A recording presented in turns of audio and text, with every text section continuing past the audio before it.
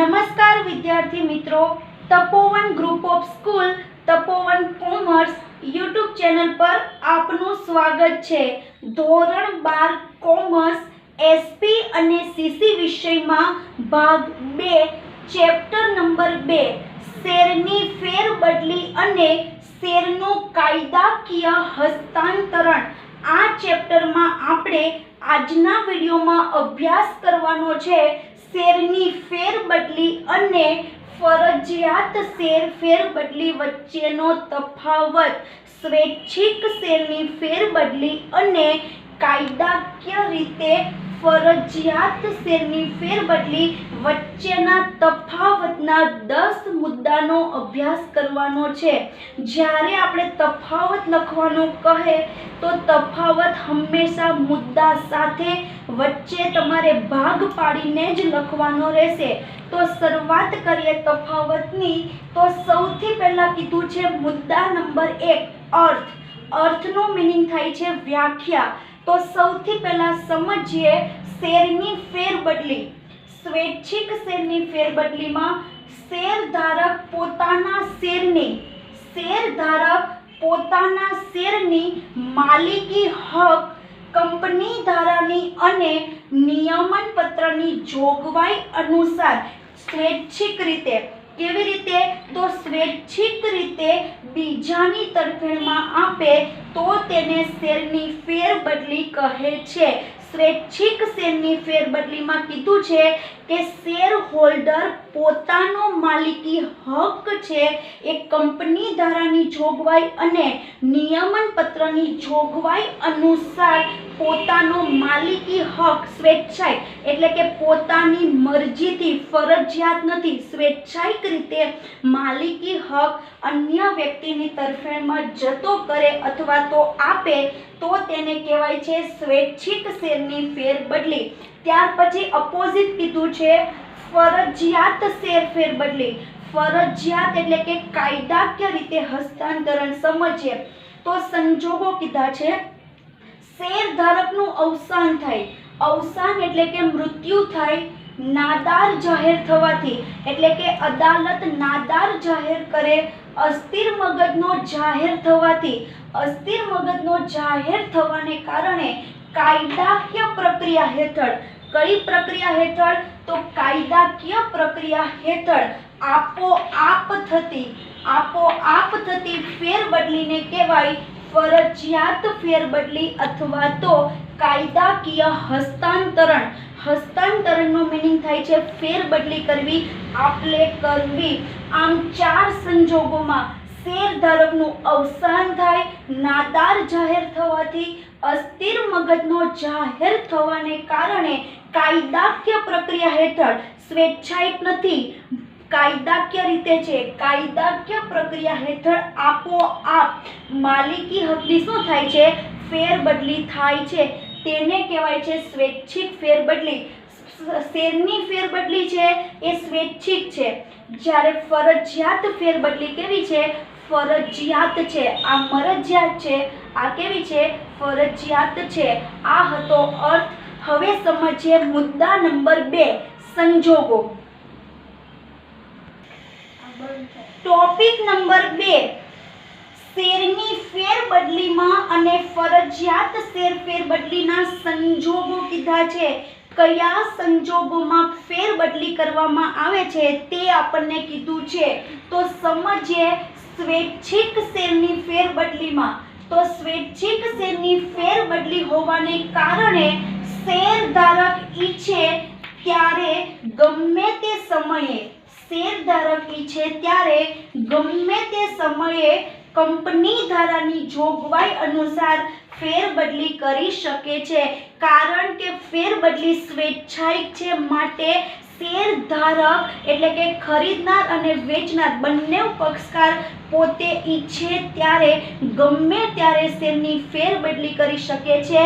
શરત એટલી જ છે કે કંપની ધારાની જોગવાઈ અને નિયમન પત્રની જોગવાઈનું પાલન થવું જોઈએ। ત્યાર પછી કીધું ફરજિયાત શેરની ફેરબદલી। તો ફરજિયાત શેરની ફેરબદલી કયા સંજોગોમાં કરવામાં આવે છે? તમને 2 માર્ક્સમાં 2 માર્ક્સમાં અલગથી પૂછાતો પ્રશ્ન છે તો 4 સંજોગો કીધા. સૌથી પહેલા કીધું શેર ધારકનું અવસાન થવાથી, અવસાન એટલે કે મૃત્યુ થવાથી. ત્યાર પછી કીધું નાદાર જાહેર કરવામાં આવે, અદાલત તરફથી શેર ધારકને નાદાર જાહેર કરવામાં આવે અથવા તો અદાલત તરફથી અસ્થિર મગજનો જાહેર કરવામાં આવે.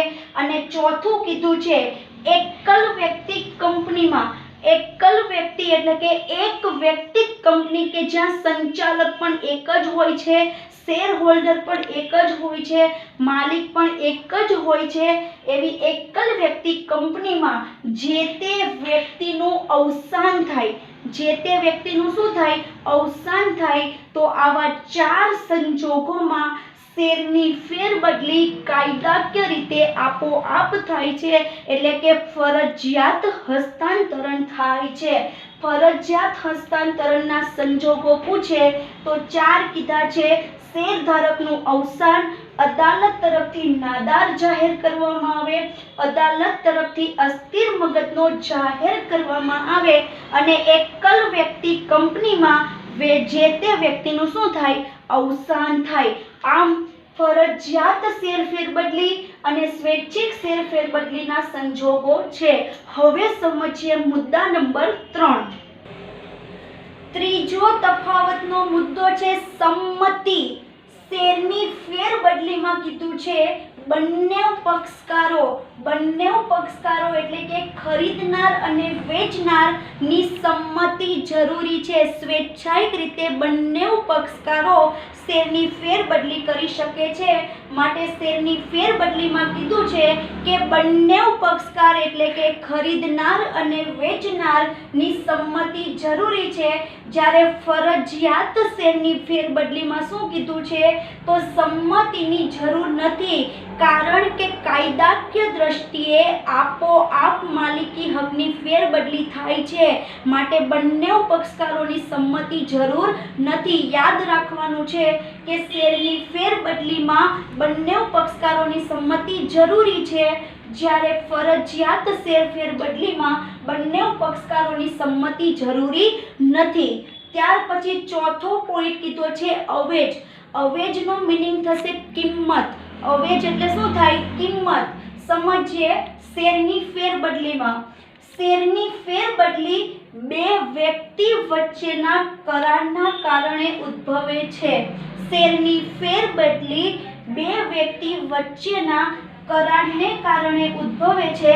તેથી અવેજ જરૂરી છે, કારણ કે બંને પક્ષકાર ખરીદ વેચાણ કરે છે, કિંમતથી લેવડ દેવડ કરે છે. માટે અવેજ જરૂરી છે, કિંમત જરૂરી છે, કારણ કે વેચાણ અને ખરીદની પ્રક્રિયા હાથ ધરવામાં આવે છે. જ્યારે ફરજિયાત શેર ફેરબદલીમાં કીધું કે ફરજિયાત ફેરબદલીમાં શેરધારક માલિકી હક ગુમાવે છે. અવસાન થાય, નાદાર જાહેર થાય, અસ્થિર મગજનો જાહેર થાય તો શેરધારક પોતાનો માલિકી હક છે એ ગુમાવે છે. અને કાયદાકીય રીતે કાયદેસરનો જે પણ કોઈ પ્રતિનિધિ હોય, વારસદાર હોય, રિસીવર હોય, વાલી હોય, ટ્રસ્ટી હોય તો એ માલિકી હક મેળવે છે. અને વેચાણ નથી, અહીં વેચાણ નહોતું, પણ કાયદાકીય દ્રષ્ટિએ માલિકી હકની શું થાય છે? આપોઆપ ફેરબદલી થાય છે. ખરીદ વેચાણ થતું નથી, માટે અવેજ એટલે કે કિંમતની જરૂર નથી. યાદ રાખવાનું છે કે શેરની ફેરબદલીમાં અવેજની જરૂર છે, જ્યારે ફરજિયાત શેર ફેરબદલીમાં અવેજની જરૂર નથી. આમ આપણે કેટલા પોઈન્ટ શીખ્યા? 4 પોઈન્ટ. અને હવે સમજીએ 5મો ટોપિક. 5મો ટોપિક છે સ્ટેમ્પ ડ્યુટી. સ્ટેમ્પ ડ્યુટીનો મિનિંગ થાય છે કર, જે આપણે ટેક્સ ભરીએ છીએ તે. તો સમજીએ શેરની ફેરબદલીમાં પ્રવર્તમાન કાયદો એટલે કે 2013ના કાયદા મુજબ ફેરબદલી ફોર્મમાં આપણે ખરીદ વેચાણ કરવું હોય, ફેરબદલી કરવી હોય તો ફેરબદલી ફોર્મ ભરવું પડે, તો ફેરબદલી ફોર્મમાં નિશ્ચિત રકમનો સ્ટેમ્પ એટલે કે બજાર કિંમત અનુસાર જે સ્ટેમ્પ નક્કી થયો હોય તે લગાવવો જરૂરી છે. શેરની ફેરબદલીમાં કીધું છે કે પ્રવર્તમાન કાયદા મુજબ ફેરબદલી ફોર્મમાં નિશ્ચિત રકમનો સ્ટેમ્પ લગાડેલો હોવો જરૂરી છે. જરૂરી રકમનો એટલે કે બજાર કિંમત અનુસાર સ્ટેમ્પ લગાડેલો ન હોય તો શેરની ફેરબદલી માન્ય ગણવામાં આવતી નથી. જરૂરી રકમનો સ્ટેમ્પ લગાડેલો ન હોય તો શેરની ફેરબદલી માન્ય ગણવામાં આવતી નથી. માટે શેરની ફેરબદલીમાં તમારે ફરજિયાત સ્ટેમ્પ લગાવવો જરૂરી છે. ત્યાર પછી કીધું છે ફરજિયાત શેરની ફેરબદલી.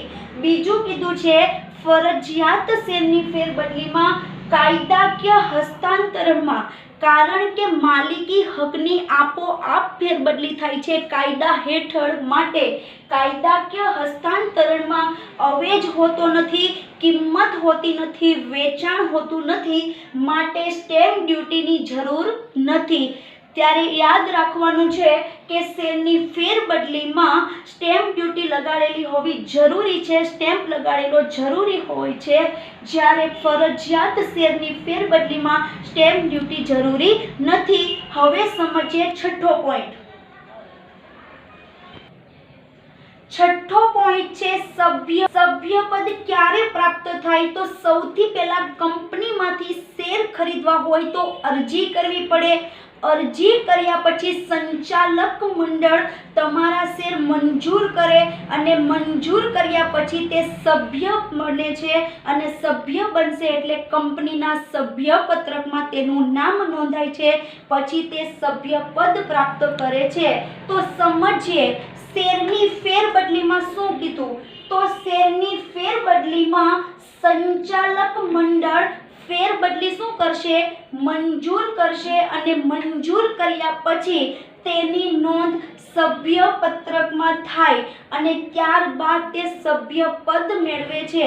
એટલે કે શેરની જે ફેરબદલી છે, સ્વૈચ્છિક શેરની ફેરબદલી છે, એમાં સંચાલક મંડળ શેર ફેરબદલી મંજૂર કરશે. મંજૂર કર્યા પછી સભ્યપત્રકમાં તેની નોંધ કરશે અને સભ્યપત્રકમાં નોંધ કરશે પછી તે સભ્યપદ મેળવે છે. જ્યારે ફરજિયાત શેરની ફેરબદલીમાં શું કીધું? તો ફરજિયાત શેરની ફેરબદલીમાં કાયદેસરનો પ્રતિનિધિ હોય તો તેને સભ્યપદ પ્રાપ્ત થાય. જે પણ કોઈ કાયદેસરનો પ્રતિનિધિ હોય, રિસીવર હોય, વાલી હોય, ટ્રસ્ટી હોય, વારસદાર હોય, તેને સભ્યપદ પ્રાપ્ત થાય અને સભ્યપદ અંગેનો નિર્ણય લીધા પછી તેને કંપનીમાંથી ડિવિડન્ડ મળે છે. શું મળે છે? તો કંપનીમાંથી ડિવિડન્ડ મળે છે સભ્યપદ પ્રાપ્ત થયાનો નિર્ણય લીધા પછી. આમ શેરની ફેરબદલીમાં શું કીધું છે? તો સૌથી પહેલા સંચાલક મંડળ મંજૂર કરશે, સભ્યપત્રકમાં નોંધ કરશે અને પછી સભ્યપદ પ્રાપ્ત થશે. ત્યારે ફરજિયાત શેરની ફેરબદલીમાં કાયદેસરનો પ્રતિનિધિ હોય છે તો એ પ્રતિનિધિના નિર્ણય લીધા પછી સંચાલક મંડળ ડિવિડન્ડ આપશે. હવે સમજીએ સાતમો ટોપિક. સાતમો ટોપિક છે વિધિ, કે શેરની ફેરબદલી અને કાયદાકીય ફેરબદલીમાં કઈ રીતે વિધિ કરવામાં આવે છે સમજીએ. શેરની ફેરબદલી તો કંપની ધારાની જોગવાઈ, જે આપણે 13 જોગવાઈઓ જોઈ અને નિયમન પત્રની જોગવાઈઓનું પાલન કરીને શેર બદલી એટલે કે ફેરબદલીની વિધિ પૂર્ણ થયા બાદ સંચાલક મંડળની મંજૂરી મેળવવી જરૂરી છે. શેરની ફેરબદલી કરવી હોય, સ્વૈચ્છિક ફેરબદલી કરવી હોય તો કંપની ધારા અને નિયમન પત્રની જોગવાઈઓનું પાલન કર્યા પછી શેરની ફેરબદલી કરી શકાય. પણ ફેરબદલી કરવા માટે સંચાલક મંડળની મંજૂરી લેવી જરૂરી છે. જ્યારે ફરજિયાત શેરની ફેરબદલીમાં શું કીધું છે તો કાયદેસરનો પ્રતિનિધિ વારસદાર હોઈ શકે, રિસીવર હોઈ શકે, વાલી હોય કે ટ્રસ્ટી હોય તો કાયદેસરનો પ્રતિનિધિ પોતાના હકના જે પુરાવા, હકના પ્રમાણપત્ર હોય છે, અધિકાર પત્ર હોય છે, પ્રમાણપત્ર હોય છે, પછી અવસાન થયું હોય તો મૃત્યુનો જે દાખલો હોય છે તે વગેરે પુરાવા અંગે જરૂરી દસ્તાવેજો એ અદાલત પાસેથી શું કરશે મેળવશે, અદાલત પાસેથી મેળવશે અને કોને આપશે કંપનીને મોકલશે, એટલે કે કંપનીને જાણ કરશે। આ રીતે વિધિ પૂર્ણ થાય છે। ફરજિયાત શેરની ફેરબદલીમાં કાયદેસરનો પ્રતિનિધિ પોતાના હકના પુરાવા અંગે જરૂરી દસ્તાવેજો અદાલત પાસેથી મેળવશે અને કંપનીને મોકલશે। તો શેરની ફેરબદલીની વિધિમાં શું કીધું, કંપની દ્વારા નિયમન પત્રની જોગવાઈઓનું પાલન થશે। પાલન કર્યા પછી ફેરબદલી અને ફેરબદલી કરતા પહેલા સંચાલક મંડળની મંજૂરી જરૂરી છે। ત્યારે કાયદેસરનો પ્રતિનિધિ અદાલત પાસેથી દસ્તાવેજો પુરાવા મેળવશે અને કંપનીને જાણ કરશે। આ રીતે વિધિ કરવામાં આવે છે। હવે સમજીએ 8મો ટોપિક। ટોપિક નંબર 8 શેરની ફેરબદલીમાં 8મો મુદ્દો કીધો છે ઇનકાર। એમાં સમજીએ તો કંપનીના હિતમાં જરૂર જણાય તો સંચાલક મંડળ ફેરબદલીનો ઇનકાર કરી શકે છે। સ્વૈચ્છિક શેરની ફેરબદલીમાં કીધું છે કે કંપનીના હિતમાં જરૂર જણાય તો સંચાલક મંડળ ફેરબદલીનો ઇનકાર કરી શકે છે। જ્યારે ફરજિયાત શેરની ફેરબદલીમાં શું કીધું તો સંચાલકો એ કાયદાકીય હસ્તાંતરણ એટલે કે આપોઆપ ફેરબદલી થતી હોવાથી સંચાલક મંડળ ઇનકાર કરી શકે નહીં। શેરની ફેરબદલીમાં સંચાલક મંડળ કંપનીના હિતને ધ્યાનમાં રાખી ફેરબદલીનો ઇનકાર કરી શકે। જ્યારે ફરજિયાત શેર ફેરબદલીમાં હસ્તાંતરણની પ્રક્રિયામાં સંચાલકો ઇનકાર કરી શકતા નથી। ત્યાર પછી કીધું છે 9મો પોઈન્ટ। તો 9મો મુદ્દો છે જવાબદારી। તો કંપનીમાંથી કોની શું જવાબદારી ઊભી થાય તે કીધું છે। સમજીએ શેરની ફેરબદલીમાં કીધું સ્વૈચ્છિક શેર ફેરબદલીની પ્રક્રિયા પૂર્ણ થયા બાદ મૂળ શેરધારકની કોઈ જવાબદારી રહેતી નથી। એટલે કે જે વેચનાર છે એ વેચનાર શેરની ફેરબદલી કરે છે, ત્યાર પછી એ પ્રક્રિયા પૂર્ણ થઈ જાય ત્યારે જે મૂળ શેરધારક એટલે કે જે વેચનાર છે તેની કોઈ જવાબદારી કંપનીમાં રહેતી નથી। ત્યાર પછી કીધું ફરજિયાત શેરની ફેરબદલી। તો સમજીએ કાયદેસરનો જે પ્રતિનિધિ છે તેની વ્યક્તિગત કોઈ જવાબદારી ઊભી થતી નથી। કાયદેસરનો જે પ્રતિનિધિ છે તેની વ્યક્તિગત જવાબદારી ઊભી થતી નથી, પરંતુ મિલકતોનો પ્રતિનિધિ છે, જે મિલકતનો પ્રતિનિધિ હોય તે મિલકતમાંથી તેની જવાબદારી ઊભી થાય છે। શેરની સ્વૈચ્છિક ફેરબદલીમાં જે મૂળ શેરધારક છે તેની કોઈ જવાબદારી રહેતી નથી। જ્યારે હસ્તાંતરણની પ્રક્રિયામાં કીધું છે કે કાયદેસરના પ્રતિનિધિની કોઈ જવાબદારી રહેતી નથી, પરંતુ જે મિલકતનો જવાબદારી છે એ મિલકતમાંથી ઊભી થાય છે। હવે સમજીએ 10મો પોઈન્ટ। 10મો ટોપિક છે ટ્રિબ્યુનલમાં જવાનો હક। ટ્રિબ્યુનલનો મીનિંગ થાય છે અદાલત। તો અદાલતમાં જવાનો હક ક્યારે મળે છે તે સમજીએ તો શેરની ફેરબદલીમાં કીધું છે જો કંપની ફેરબદલીનો વ્યાજબી કારણ વગર એટલે કે કોઈ પણ કારણ વગર ઇનકાર કરે તો શેરધારકને ટ્રિબ્યુનલમાં જવાનો શું મળે છે, હક મળે છે। શેરની ફેરબદલીમાં કંપની કોઈ પણ વ્યાજબી કારણ વગર ફેરબદલીનો ઇનકાર કરશે તો શેરધારકને ટ્રિબ્યુનલમાં જવાનો હક મળે છે.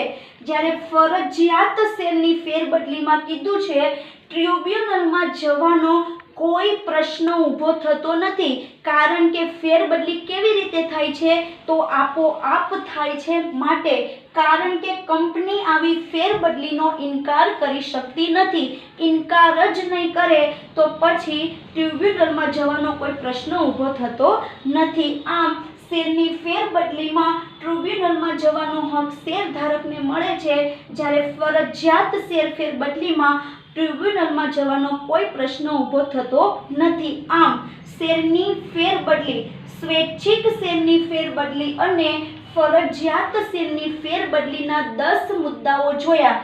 સૌથી પહેલા સમજ્યા અર્થ, બીજું જોયું સંજોગો, ત્રીજું જોયું અવેજ, ચોથું જોયું સંમતિ, પાંચમું જોયું સ્ટેમ્પ ડ્યુટી, છઠ્ઠું જોયું સભ્યપદ, સાતમી જોઈ વિધિ, આઠમી જોયું ઇનકાર અને નવમું જોયું જવાબદારી અને 10મું જોયું ટ્રિબ્યુનલમાં જવાનો હક. આમ જે 10 મુદ્દાઓનો અભ્યાસ કર્યો અને તફાવત ફરી એકવાર કહું છું, તફાવત તમારે 3 ભાગ પાડીને જ લખવાનો રહેશે. મોસ્ટ આઈએમપી છે, 2020ની પરીક્ષામાં પૂછાયેલો પ્રશ્ન છે, વારંવાર પૂછાય છે, નોટબુકમાં લખવાનો છે, રીડિંગ કરતું રહેવાનું છે. તમારો ખૂબ ખૂબ આભાર.